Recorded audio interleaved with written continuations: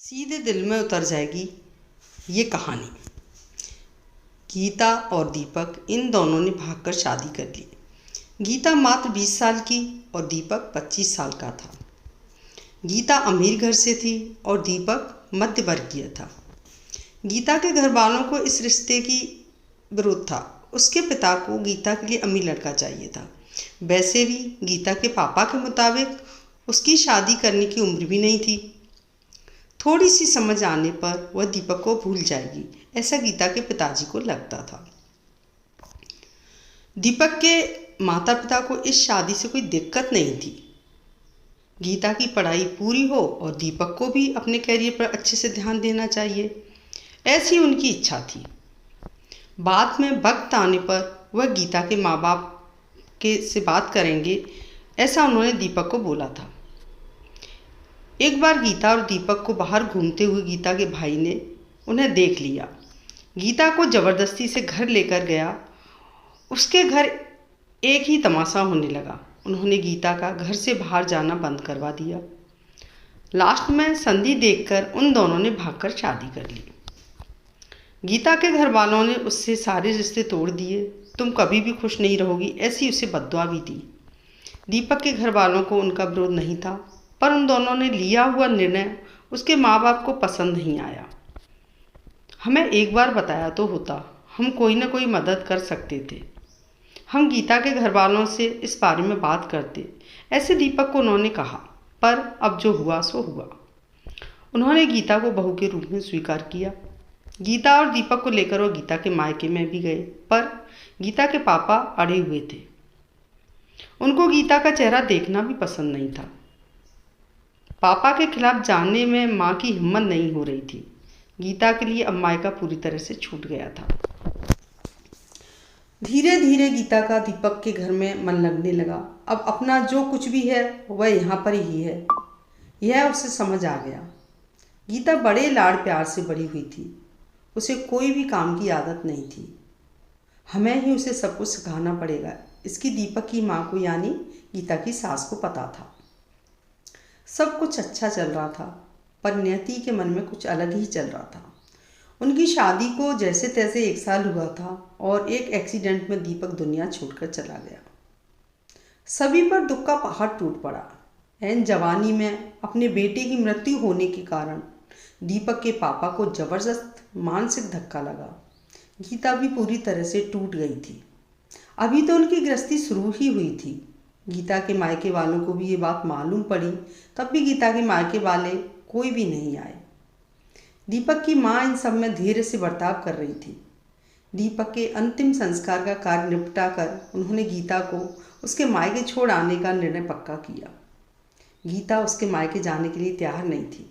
उन्होंने गीता को बहुत समझाने की कोशिश की। बेटी, तुम्हारे सामने पूरी ज़िंदगी पड़ी है, इसे बर्बाद मत करो। मैं बात करूँगी तुम्हारे माँ पापा से, ज़रूरत पड़ी तो मैं उनके पैर तक पकड़ लूँगी। उसे समझाकर वह उसे उसके मायके लेकर गए, पर वहाँ भी उन्होंने निराशा ही मिली। उसके मायके वालों का गुस्सा गीता से कम नहीं हुआ था। दीपक की माँ ने बहुत मनाने के बाद भी उन्होंने गीता को माफ़ नहीं किया। उसके पापा ने कहा, आपको वह बोझ लग रही होगी तो उसे कुएं में ढकेल दो।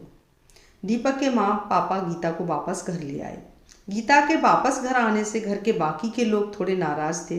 अब गीता को कोई भी खुले मन से स्वीकारने को तैयार नहीं था।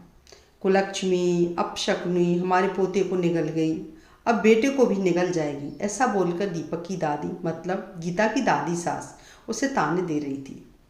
उस वक्त दीपक के पापा की तबीयत बहुत खराब हो रही थी। यह सब गीता को सहन नहीं हो रहा था।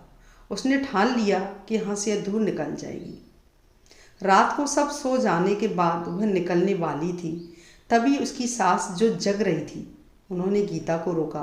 कहाँ जा रही है, ऐसे पूछा। कहाँ जा रही है? माँ, मुझे जाने दीजिए, मैं अपशकुनी हूँ।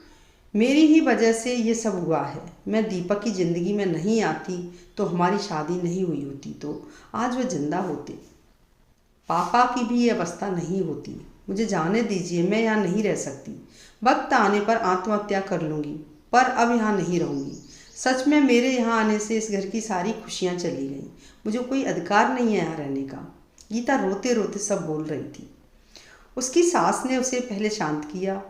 गीता, तुम दोनों मिले नहीं होते तो, तुम्हारी शादी हुई नहीं होती तो, उस दिन उस ट्रक ड्राइवर ने नशे में गाड़ी नहीं चलाई होती तो, रास्ते पर लोगों ने दीपक को वक्त पर हॉस्पिटल में ले गए होते तो, बहुत बहुत तो है बेटा। और अब वक्त निकल गया है इन सब बातों का विचार करने का। दीपक तो मेरा बेटा था, मेरी क्या अवस्था हुई होगी इन सब में, एक बार तो विचार किया तुमने? ये तो चला गया और अब तुम भी छोड़कर चली जाओगी मुझे। गीता, तुम मुझ पर बोझ थी, इसलिए मैं तुम्हें तुम्हारे मायके छोड़ने नहीं गई थी। तुम्हारे सामने पूरी जिंदगी है। किसी के चले जाने से हम जीना तो नहीं छोड़ सकते।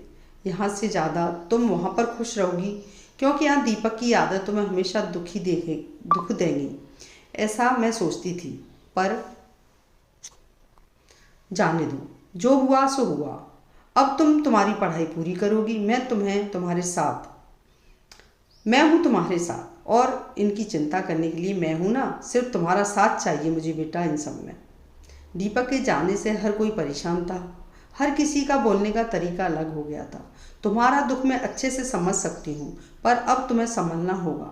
लोगों का बोलना नज़रअंदाज करना होगा। मन लगाकर पढ़ाई करनी पड़ेगी। तुम कोई भी गलत फैसला नहीं लोगी, इसका मुझे वचन दो।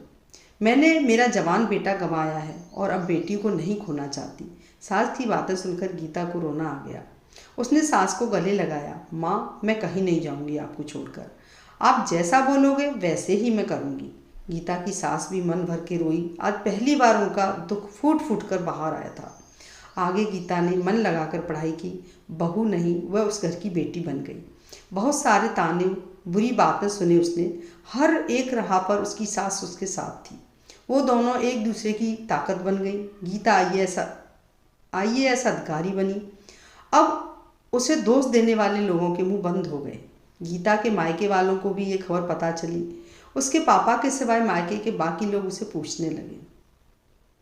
सास ने अच्छा जोड़ीदार चुनकर गीता की दूसरी शादी करवाई।